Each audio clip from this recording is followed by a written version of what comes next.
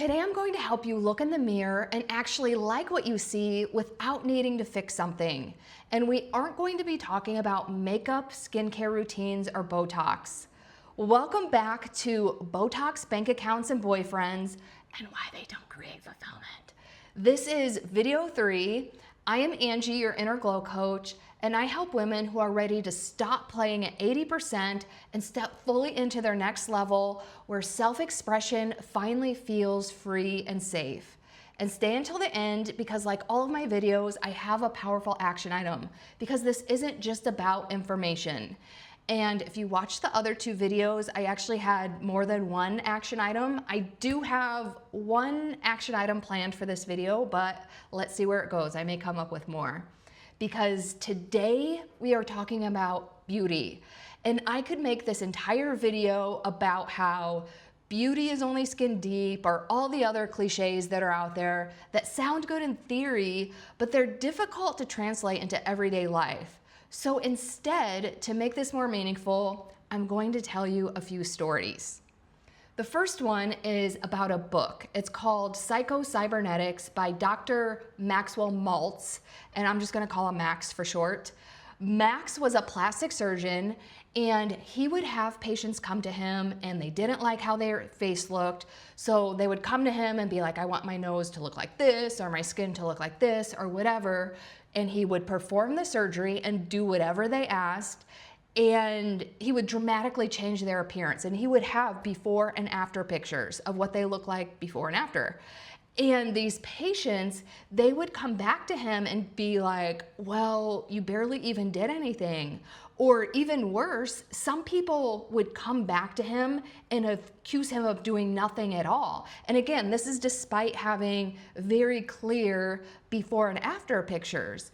So he started noticing that despite getting all this plastic surgery done, a lot of people will look in the mirror and see the same person. So he finally started to realize that how these patients saw themselves in the mirror had nothing to do with their external appearance. The problem that they wanted to solve had everything to do with their self-image, which stems from your internal world. So patients who had low self-image, meaning maybe they had negative self-talk, they were focused on their flaws, they had insecurities, they had fears, they would compare themselves to other people, they saw themselves as ugly and needing to be fixed.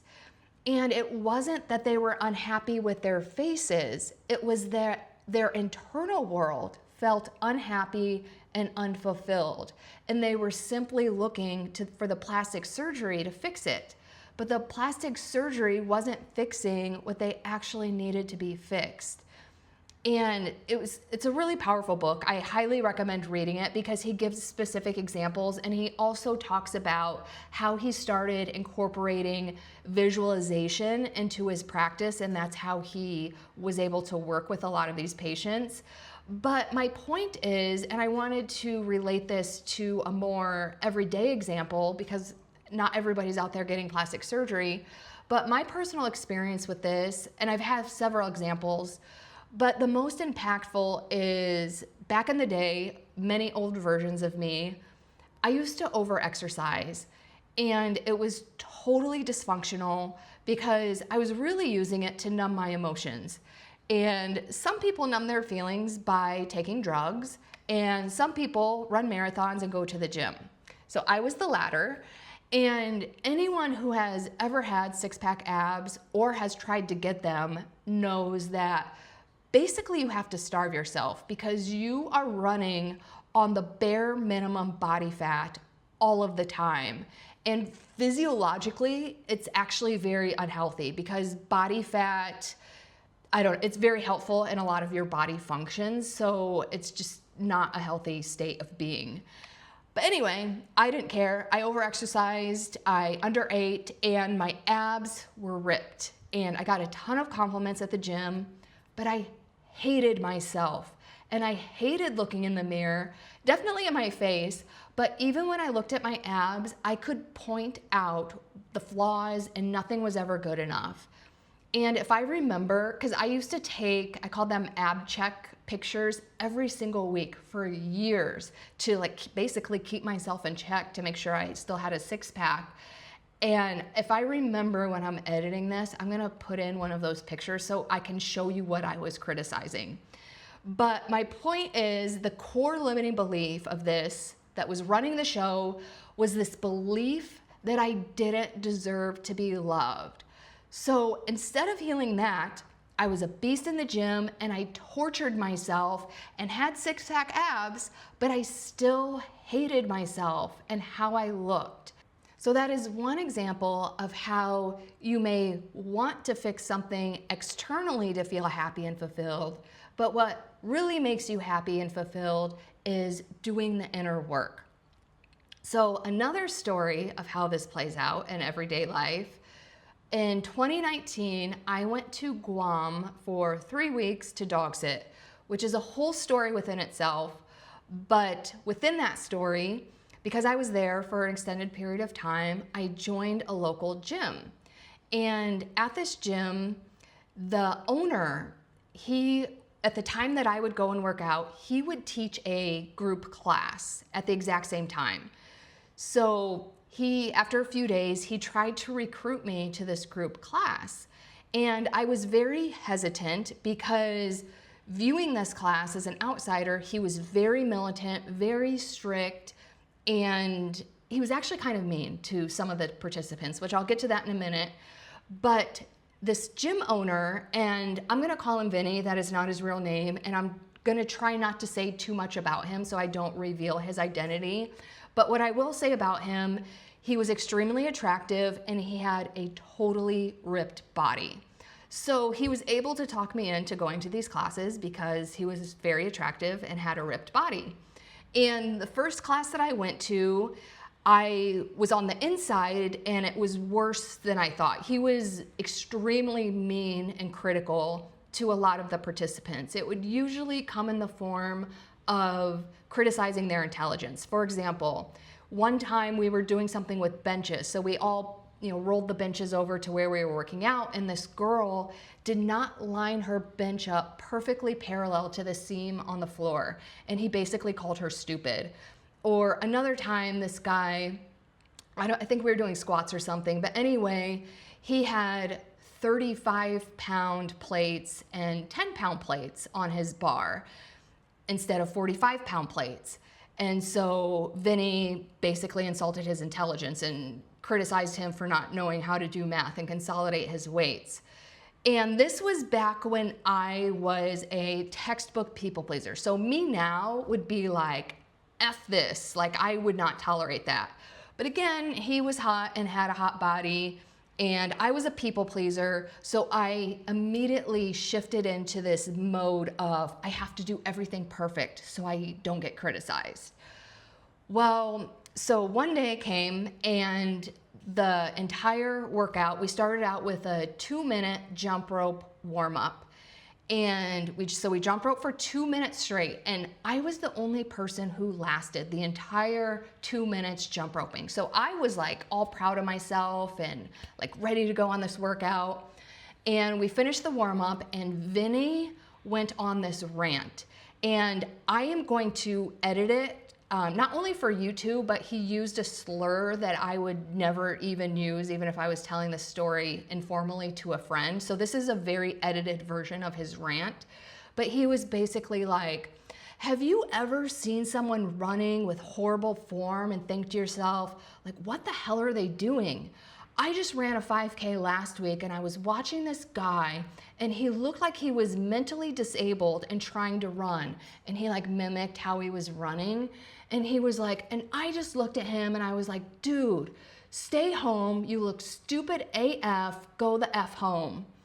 And he looked directly at me and he was like, that's exactly how I felt when I saw you jump roping. And a fireball of shame exploded in my chest. I've never been so embarrassed in my entire life. As a matter of fact, again, this was in 2019, I have jump rope PTSD to this day. But luckily I had done some inner work on myself at the time, so I was able to respond instead of react. So I was like, oh, really? Why do you say that? And apparently like my feet aren't perfectly parallel when I jump rope. But anyway, my point is, again, on the outside, this was a very beautiful, attractive man. But in that moment, and his attractiveness did start dwindling when I saw him being mean to the other people. But in that moment, because we were having like a one-to-one conversation, even though it was a group class, it was like I could see into his soul, and all I could see was how ugly he was. And so my point is, what's going on internally will always show externally. And I'm gonna tell a few more stories before I like really drill down my point. So the last story is, I used to hate myself, and I never would have described it that way back then. But in hindsight, how I would treated myself was anything but loving. So I invested in myself, I hired a coach, and I started doing the inner work. And side note about that, because I didn't mention this when I was talking about my six-pack abs, I hit an emotional rock bottom, and that's when I was like, I need to start doing the inner work. And I'm not even exaggerating. I had disordered, dysfunctional eating and exercising for about 20 years, but like overnight, I just stopped cold turkey. And it was so easy, because when you are focused on like being a better person and being a better version of yourself, like I literally stopped caring about any of that. I used to have an Excel spreadsheet where I would every day obsessively track my calories, track my macros, track my workouts. Like I was just like obsessive about all of it. And all of a sudden overnight, I was like, I don't give a shit. I want to be a good person on the inside. So that's what I hired this coach to do.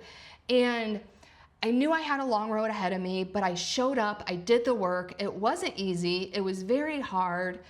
And when I made the switch to loving myself, it was so gradual. So I can't pinpoint the day or time that it happened, but all I remember was that eventually I started feeling, and I don't even know how to describe it. The best way I can think to describe it, it just felt like this warm energy coming out of my chest. Like it literally felt like the sun was radiating out of my chest.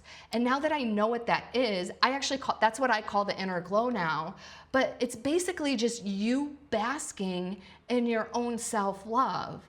And the crazy thing about this was, not only does that feel good to me, but people around me would start making comments like, oh my God, you're glowing, like you look so radiant and beautiful. I would even have strangers come up to me on the street and be like, you're so beautiful. And keep in mind, this healing journey in earnest, that's what I call my healing journey in earnest, after I hit rock bottom and hired a coach and started doing the work on myself, that happened at age 40. So, I mean, I'm 45 years old, I surf every day, so I have wrinkles, I have skin damage, but I get more compliments on my beauty now than I ever did before, because people are they're recognizing my inner beauty, and that is what's radiating on the outside. And I used to do all kinds of things to try to make my face look beautiful, but I wasn't really getting the compliments until I started doing the inner work. And I know I said that was the last story, but I just remembered another story, and I promise this is the last one. But Louise Hay has a book about mirror work. And I tried to, before my healing journey in earnest, I tried to read this book 3 or 4 times. And I can't remember, but I think the format is, I think it's supposed to be done over 30 days. Like there's an exercise for each day. But I could never make it past, I think the first time I tried it, I didn't even make it past chapter 1 because I couldn't stand looking at my face in the mirror. And then a few other times I tried to do it, I think I got to chapter 3 or 4. And I just couldn't do it. But again, I hated myself internally, so I couldn't stand looking at my face, although I didn't realize that was the reason then. But then I just read it, was it maybe 9 months ago?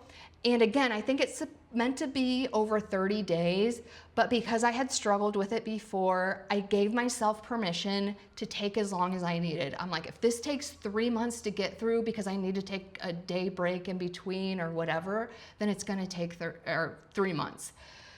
But to my surprise, I breezed right through it. I don't think I cried even once. I was able to look at myself in the mirror. And even though I may not love every single one of my features, I was able to look at myself with love, because it wasn't even like I was looking at my face. It was like I was looking at my inner glow, if that makes any sense. So, in terms of practical advice for the inner work for beauty, I could make a whole video every day for 5 years and still not cover everything. Plus, it is so individualized, so I'm not sure what everyone needs to hear. So if you leave a comment, let me know and I can make a video on that. But for this video, I decided to narrow it down to 2 topics, because in my opinion, the 2 main pillars of self-love or your inner glow are self-respect and self-trust. So let's talk about self-respect. Self-respect means living true to your integrity and values, which in my coaching program, we create our own rules for life, which is another way of saying our personal values, because society's arbitrary rules are bullshit. And self-respect means self-care. So this means your physical self-care, like good hygiene to be healthy and working out to be healthy, not in a dysfunctional way. It means mental self-care, which is doing the inner work, emotional regulation. Self-respect means keeping promises to yourself, not seeking external validation, having self-compassion. And I could go on forever, but the last important thing that I want to mention about self-respect is boundaries. Because boundaries is not being available for other people to disrespect you and speaking up about it when you have to. Which leads us to the first action item of this video. And I do have another topic, but while my mind is on boundaries, let's do this action item. And again, the purpose of the action item is to have something that you can practice in your day-to-day life, because learning and growing is way more than just listening to information. It's about actively practicing and making changes in your life. So action item 1. First of all, if you are new to boundaries, that is okay, because I had no idea what a boundary even was until I was 35 years old. I read a book about boundaries and I was like, oh my God, you can say no? I had no idea. So for your action item, the next time you are confronted with a question where your answer is no, but you feel all weird and uncomfortable about saying no because you don't want to offend anyone or hurt their feelings, your assignment is to say no. And if you are new to this, I completely understand that it's scary. So if you are new to this, it's very important that you do this in a low stakes situation, like with a really good friend. Do not skip to the scariest situation possible. Like if your manager's a jerk or your mom is overbearing, do not start with them. Start with a very low stakes situation. For example, just the other day, one of my friends had a ticket to something that she wasn't going to use, to some event, and she texted me. She's like, hey, would you like this ticket? And I said, thank you for thinking of me. I am not available. The truth was I just didn't even want to go to the event, but nope, not interested. And for extra credit, because you notice in my response, there was no explanation, because this is a really hard part about saying no, because you want to explain yourself, which is a totally other video. But for extra credit, say no without explaining yourself. And the second pillar of self-love that I want to talk about is self-trust. Have you ever met someone, or maybe you have been this person yourself, that, because I used to be kind of like this, totally indecisive, has to ask all of their friends for their opinions, has to consult their horoscope or ask an Etsy witch before they can make a decision.